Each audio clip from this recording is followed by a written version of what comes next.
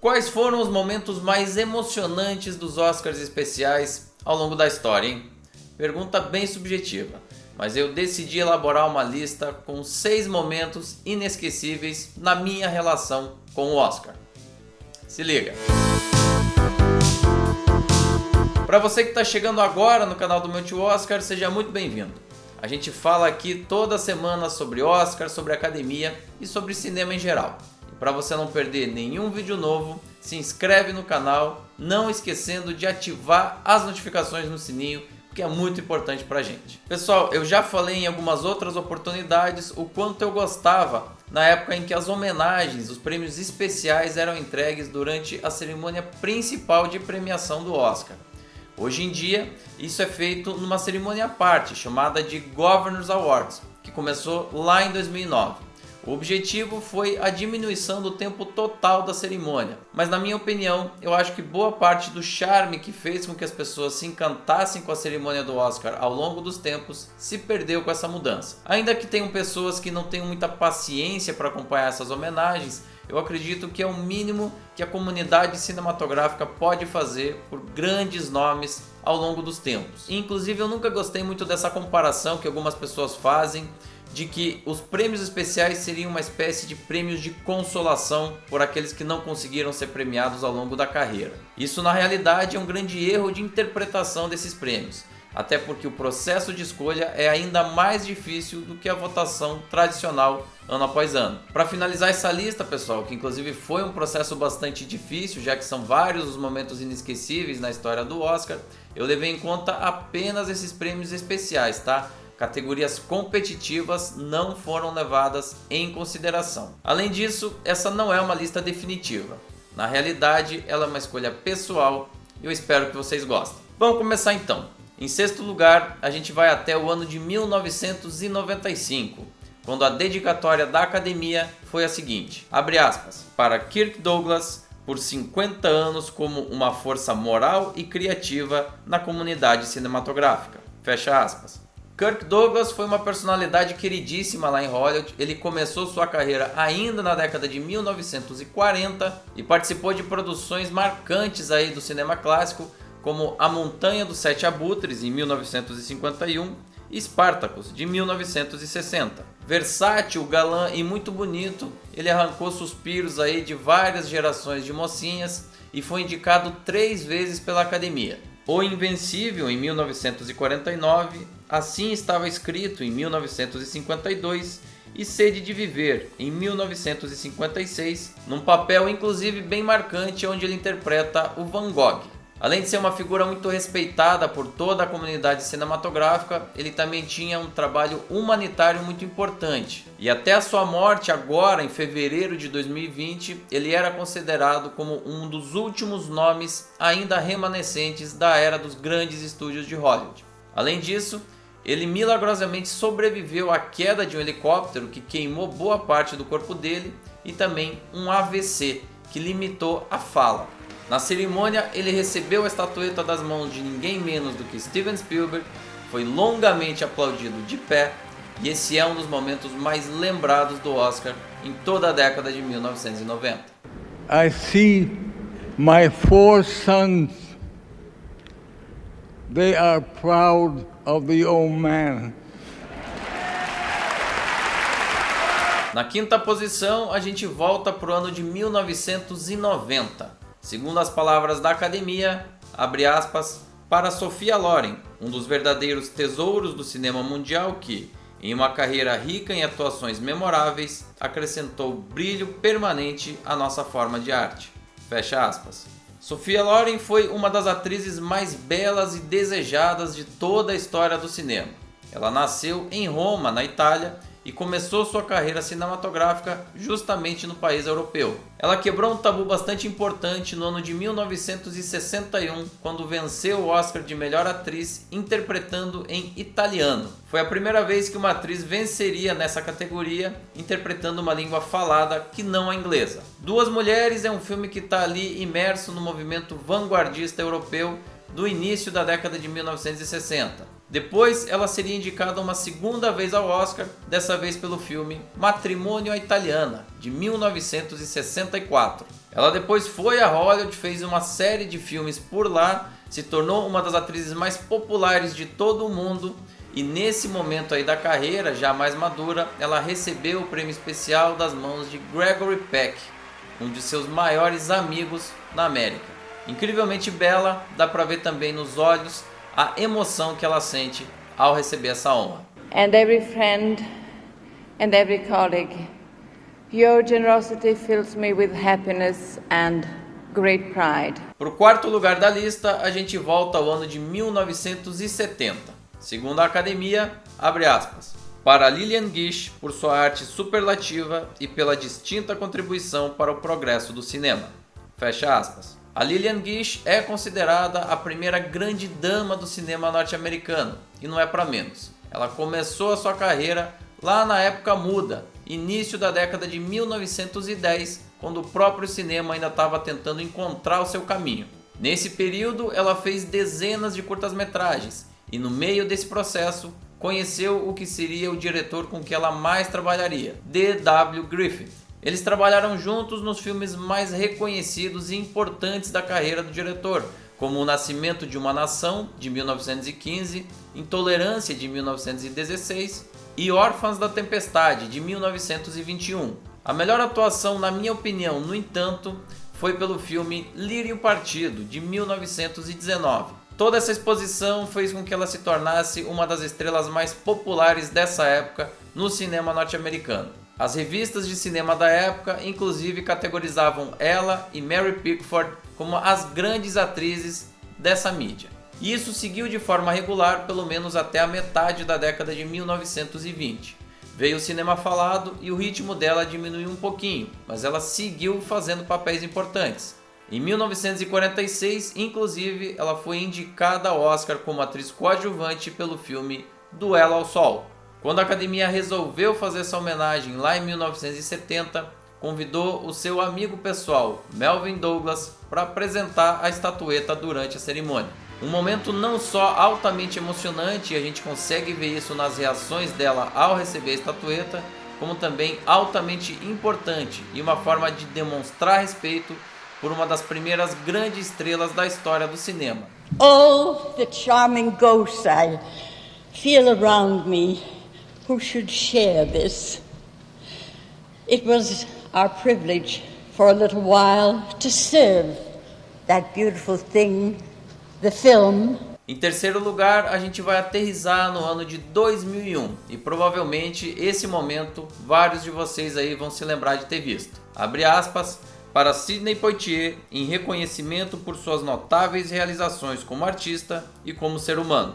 Fecha aspas. Além de ter uma história de vida muito comovente, já que ele teve uma infância altamente pobre lá nas Bahamas, Sidney Poitier se estabeleceu como uma exceção histórica em Hollywood. Ele foi um dos primeiros grandes atores negros a ter espaço e reconhecimento lá em Los Angeles. Com essa exposição e com a visão de alguns produtores que viram nele todo o talento que ele tinha para entregar, ele acabou derrubando barreiras, conquistando fãs, abrindo portas para vários de seus colegas e servindo de inspiração para uma nova geração de atores e atrizes. São vários os papéis marcantes da carreira dele, e alguns a gente inclusive já analisou aqui no canal do Meu Tio Oscar em detalhes, como por exemplo, No Calor da Noite, de 1967, que inclusive venceu o Oscar de melhor filme naquele ano, Adivinhe Quem Vem para Jantar, também de 1967, onde ele contracena com Katharine Hepburn, e quase uma década antes, em 1958, Acorrentados, que foi inclusive também indicado ao Oscar de melhor filme. A sua própria estatueta, no entanto, viria no ano de 1963, fazendo dele o primeiro ator negro a receber uma estatueta. Foi como protagonista do filme Uma Voz nas Sombras. A entrega desse prêmio foi especialmente emocionante não só por tudo que Sidney Poitier representa na história do cinema. Aquela cerimônia de entrega de prêmios estava inaugurando o que viria a ser a casa definitiva de entrega dos prêmios do Oscar, o Kodak Theatre, depois rebatizado de Dolby Theatre. Além disso, apenas alguns meses antes, em 11 de setembro de 2001, o mundo presenciou a queda das Torres Gêmeas lá em Nova York. Então os ânimos da sociedade estavam naturalmente mais emotivos. E para fazer as devidas apresentações a Poitier, foi convidado ninguém menos do que Denzel Washington, um dos maiores astros do cinema na época, além do produtor Walter Murich, que acreditou em Sidney Poitier lá atrás e sempre se caracterizou por ser um produtor com uma visão à frente do seu tempo. Um momento simplesmente lindo e inesquecível. Yet here I am this evening at the end of a journey that in 1949 would have been considered almost impossible, and in fact might never have been set in motion were there not an untold number of courageous, unselfish choices made by a handful of visionary American filmmakers, directors, writers, and producers, each with a strong sense of citizenship responsibility to the times in which they lived. Em segundo lugar, a gente chega ao ano de 1980. Abre aspas. Para Henry Fonda, o ator consumado, em reconhecimento por suas brilhantes realizações e duradoura contribuição para a arte do cinema. Fecha aspas. Eu separei esse momento por uma questão até muito pessoal. Eu considero o Henry Fonda um dos melhores atores de toda a história do cinema norte-americano. Ele tinha muita versatilidade, sabia escolher muito bem os papéis e sempre entregava atuações incríveis nas telas. Ao longo da carreira ele teve mais de 100 créditos como ator e ele se destacava não exatamente pela beleza. Ele tinha um magnetismo muito interessante e que acabou fazendo dele um dos maiores nomes aí do cinema norte-americano. Ele venceu um Oscar em 1981 pelo filme Num Lago Dourado, mas até então ele não tinha recebido nenhum prêmio da Academia.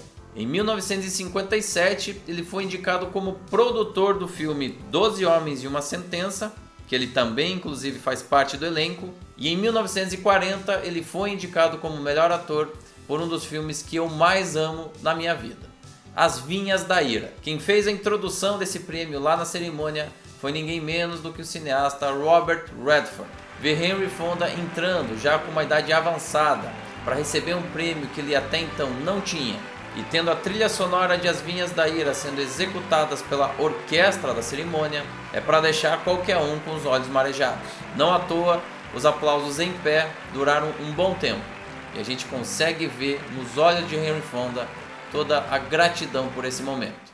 When I realize, and I really have to remind myself, that I've been working in films for 46 years, I feel I'm a very, very lucky man. Gente, e se tem um prêmio especial que é muito marcante na história da Academia, ele aconteceu no ano de 1971. Abre aspas, para Charles Chaplin, pelo efeito incalculável que teve ao fazer do cinema a forma de arte deste século. Fecha aspas. Pessoal, eu tenho certeza que Chaplin dispensa maiores apresentações. Ele é, sem dúvidas, um dos nomes mais importantes de toda a história do cinema. Além de ter sido uma referência na arte do humor, ele também foi visionário e ajudou a construir a própria linguagem cinematográfica. Por isso até as palavras que definiram o prêmio por parte da Academia são tão apropriadas. Chaplin sabia tratar o cinema não apenas como negócio, mas também como verdadeira arte. Ele se preocupava muito com a preservação dos seus próprios filmes. Ele chegou a fundar uma distribuidora para se contrapor ao sistema dos grandes estúdios, junto com 3 de seus colegas da época, a United Artists. Ao longo da carreira como cineasta, ele teve 5 indicações por parte da Academia e um Oscar, pela trilha sonora do filme Luzes da Ribalta. Além disso, ele venceu um prêmio especial logo na primeira cerimônia de entrega do Oscar, relacionado aos anos de 1927 e 1928, pela realização do filme O Circo. No entanto, todo o brilho de uma carreira vitoriosa nas telas acabou sendo ofuscada por alguns escândalos que ele teve na vida pessoal. Além de ser publicamente sempre muito criticado pelos seus relacionamentos sempre com mulheres muito mais jovens do que ele foi acusado de ter um filho fora do casamento no início da década de 1940. Foi processado diversas vezes, inclusive por plágio, e teve sérios problemas em função do seu posicionamento político. Ali no contexto da Segunda Guerra Mundial, onde a gente tinha uma guerra fria entre Estados Unidos e União Soviética, ele foi perseguido pelo macartismo e acusado de ser comunista. Isso acabou fazendo com que ele entrasse na lista negra de Hollywood e tivesse o visto cassado. É bom lembrar que ele não era norte-americano e sim inglês. Portanto, ele precisava do visto para continuar morando nos Estados Unidos. Na prática, portanto, desde 1952 ele virou um exilado político na Europa, onde ele escolheu a Suíça para continuar vivendo. E é por isso que quando a Academia resolve conceder esse prêmio especial para ele pelo conjunto da obra, esse se tornou um dos momentos mais importantes de toda a história da Academia. Primeiro, do ponto de vista diplomático, ele acabou tendo um visto especial para poder entrar nos Estados Unidos e participar dessa cerimônia de entrega do Oscar. Segundo, foi um dos esquemas de segurança mais bem montados de toda a história do prêmio. Terceiro, a homenagem a Chaplin acabou encerrando aquela cerimônia de entrega de prêmios. Até mesmo a estatueta de melhor filme já tinha sido entregue. E gente, se você observa esse vídeo na íntegra, dá para sentir no ar toda a emoção que está em torno daquele acontecimento. Foi um momento absolutamente carregado de emoção, onde todo mundo que estava na plateia não conseguia parar de aplaudir um dos maiores gênios de toda a história do cinema. O Chaplin, por sua vez, talvez depois de tanto tempo longe dos Estados Unidos, do lugar onde ele construiu a sua carreira, também mal consegue falar. Dá para ver nas expressões, no rosto dele, o quanto ele está emocionado. Por isso tudo, se você é um amante do cinema e não se emociona com esse momento, eu diria que você não entendeu o que ele representa. Oh, thank you so much. This is an emotional moment for me. And words seem so futile, so feeble. I can only say that thank you for the honor of inviting me here. And oh, you're wonderful, sweet people. Thank you. E aí, pessoal, gostaram dessas dicas? Ficaram curiosos para ver mais sobre cada um desses momentos? Então faz o seguinte. Aqui embaixo na descrição do vídeo eu deixei o link para você poder assistir na íntegra cada uma dessas homenagens, diretamente no YouTube da própria Academia, tá? Tá tudo disponível lá. Se você se lembra de algum outro momento que eu não falei aqui, mas que também te emocionou, faz o seguinte, deixa aqui embaixo o comentário dizendo quando isso aconteceu. Também não esquece de deixar sua pergunta, sua consideração, enfim, o que você quiser, fica à vontade. Curta, compartilhe o material, se inscreva no canal e ative as notificações no sininho, porque toda semana tem mais vídeo aqui sobre cinema, sobre Oscar, sobre Academia, e eu espero você.